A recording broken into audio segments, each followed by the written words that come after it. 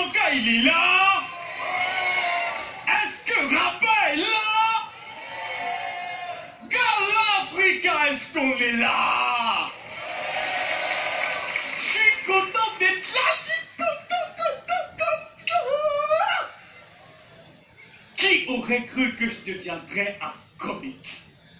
Déjà que physiquement, je suis pas drôle, Jacques ou Michel. Encore moins Jacques.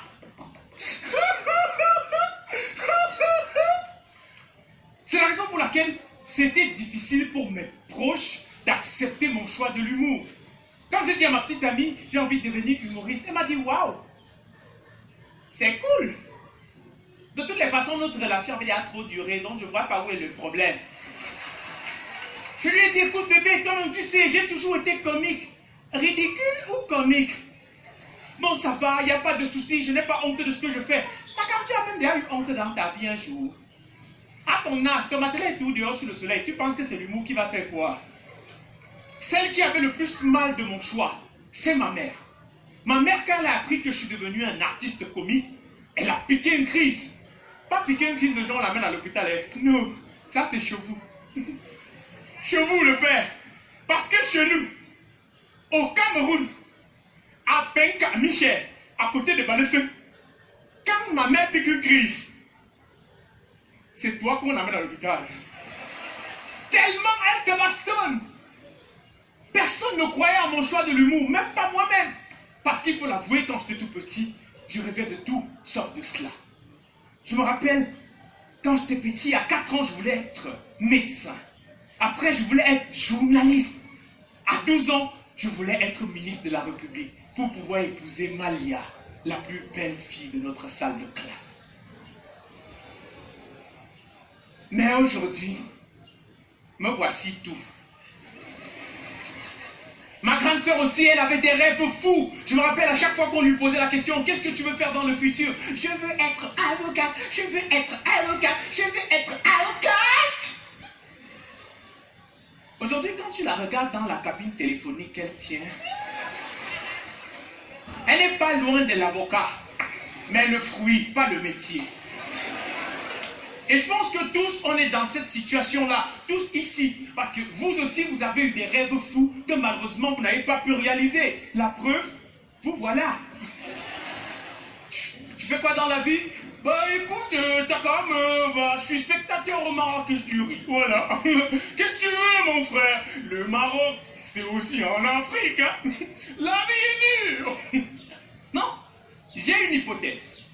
Je pense que si on n'a pas pu réaliser nos rêves, c'est à cause de nos enseignants de l'école primaire. Tous ici, à l'école primaire, on nous a posé la question de savoir qu'est-ce que vous voulez faire dans le futur, n'est-ce pas? Je pense que l'enseignant aurait dû être franc et clair avec nous. Il aurait dû se placer devant nous et nous dire « Bonjour les amis, vous allez bien. Aujourd'hui, on va essayer de savoir ce que vous voulez faire dans le futur. On va commencer par toi, Paul. Tu es bien intelligent, premier de la classe. Dis-nous, qu'est-ce que tu veux faire dans le futur? Monsieur, je veux faire dans la politique. En fait, ce que je veux, c'est créer mon parti politique et participer au développement de mon pays. Opposant, Paul. Le métier, c'est opposant. Tu comprends, non? Tu ne vas jamais gagner les élections. Tu as compris? Si tu as réussi dans tes bêtises là, tu seras contraint à l'exil. Tu comprends? Ne pleure pas. Oh, Julie, dis-nous, Julie. Paul, je t'ai demandé de ne pas pleurer, non? Tu pleures quoi? Nous m'avons pleuré depuis là. Qu'est-ce qui a changé? Dis-nous, Julie, tu veux être médecin. Ta mère n'a pas pu faire 2 ans après le baccalauréat, c'est 8 que tu veux faire. Je ne veux pas parler. Oh, Brian, dis-nous, qu'est-ce que tu veux faire dans le futur? Tu veux être pompier. C'est bien. Mais Brian, dès que tu auras le baccalauréat, il faut aller fréquenter en français. Pompier n'est pas un métier au Cameroun, tu comprends? Hein? Tu vas aller en retraite comme ça, même la bougie, tu ne vas pas éteindre. Quand vous allez arriver sur le terrain, on va vous dire que les voisins vont dire, éteindre le feu. Oh, Taka, lève-toi. Sors encore ta bouche pour m'inciter. Tu passes ton temps ici en classe à lancer le miroir en bas de la robe des filles pour vérifier si elles ont le caleçon. Tu oublies que j'ai fréquenté avec ta tante. Je peux t'assurer, il n'y a que Dieu en bas. Dis-nous, tu veux faire quoi dans le futur? Tu veux être journaliste, Taka? Tu m'amuses, hein? Tu es là, tu ne connais même pas écrit ton nom, tu dis que tu veux être journaliste. Dis plutôt que tu veux passer à la télé.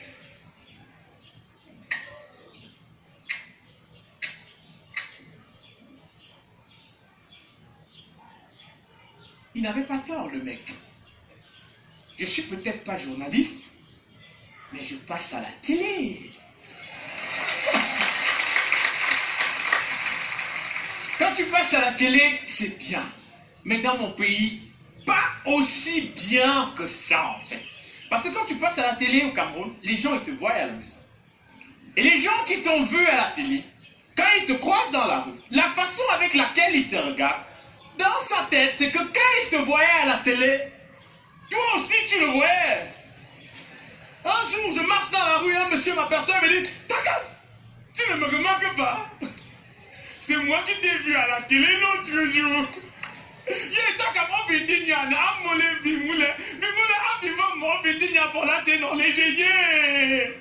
Bon, je rappelle, le sous-titrage, ce sera au montage. Hein? C'est pas de ma faute s'il y a des gens dans la salle qui ne comprennent pas l'arabe. Hein? L'arabe camerounais, d'accord? Ouais, aujourd'hui je suis une star, pas seulement nationale, mais aussi internationale. Pour preuve, je suis quitté du Cameroun pour arriver ici au Maroc. Vous pensez que j'ai marché à pied? Non, madame! Vous pensez que j'ai pris une moto? Non, madame! Vous pensez j'ai pris un taxi? Non, monsieur! Je ne suis pas sourd, c'est le personnage. Vous pensez quoi? J'ai pris une moto, j'ai marché à pied ou j'ai pris un taxi? Non! J'ai pris l'avion! L'avion!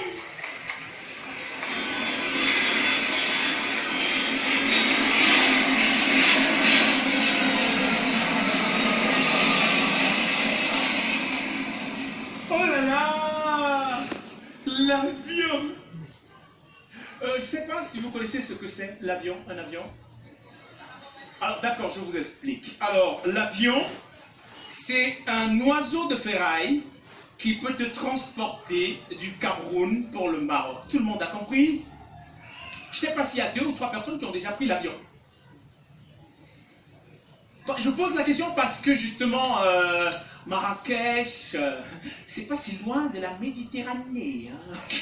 C'est pas si loin en fait. Non, l'avion c'est bien, mais quand tu prends l'avion pour la première fois, il n'y a rien de plus ridicule. Parce que déjà tu découvres une nouvelle typologie de personnes tout autour de toi.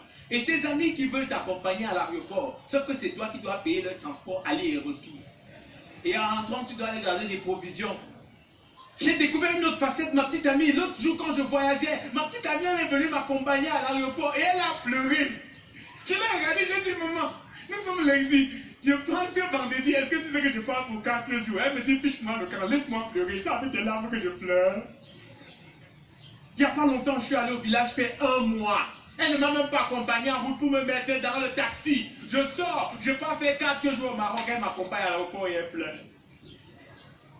Avant de prendre l'avion pour la première fois, je peux dire, avant de prendre l'avion pour la première fois, le seul endroit où j'avais déjà vu l'avion, c'était dans les films. Je ne pouvais pas entrer dans l'avion et avoir des phrases du genre, le truc si est mal placé, que je sais qu'on place d'abord ça en commun. Du coup, mon point de vue était corrompu par l'ensemble des films que j'avais vus. J'ai commencé à regarder tout sur le prisme du film. J'avais des idées préconçues. À chaque fois que je voulais uriner, je me rappelais toujours que quand il y a ces situations désastreuses dans l'avion, il y a toujours quelqu'un qui était aux toilettes. Et c'est quand on a sauvé tout le monde qu'on se rappelle qu'il était aussi dans l'avion.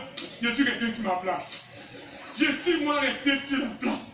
À un moment donné, mon cœur me dit que, bon, si c'est que je descends de l'avion, c'est là, sans aller aux toilettes. Quand je vais arriver au Cameroun, mes amis vont me demander que les toilettes de l'avion étaient comment. Je veux dire quoi?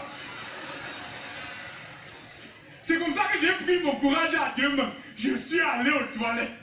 Quand j'arrive aux toilettes et que je me mets à uriner, la femme qui a souvent une belle voix qui parle là au micro là, et dit, mesdames et messieurs, nous allons bientôt être à la frontière de la Casablanca. J'ai bloqué mes urines. Je bloque.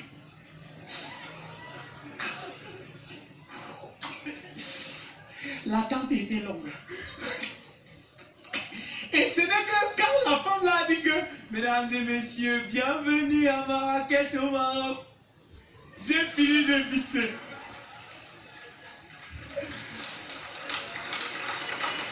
Donc, j'ai commencé à pisser au Cameroun. Et j'ai fini de pisser au Maroc.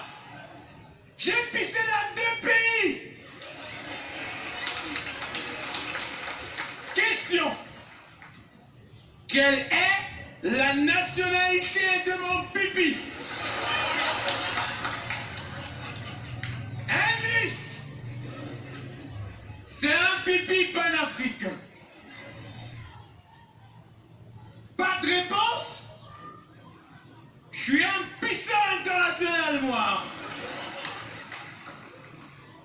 Oui. Je sais pas si je vous l'ai dit. J'ai pissé dans 2 pays. Mesdames et messieurs, désormais, à chaque fois que vous voulez pisser, posez-vous la question, en quoi est-ce que votre pipi participe au développement de votre pays? Wow!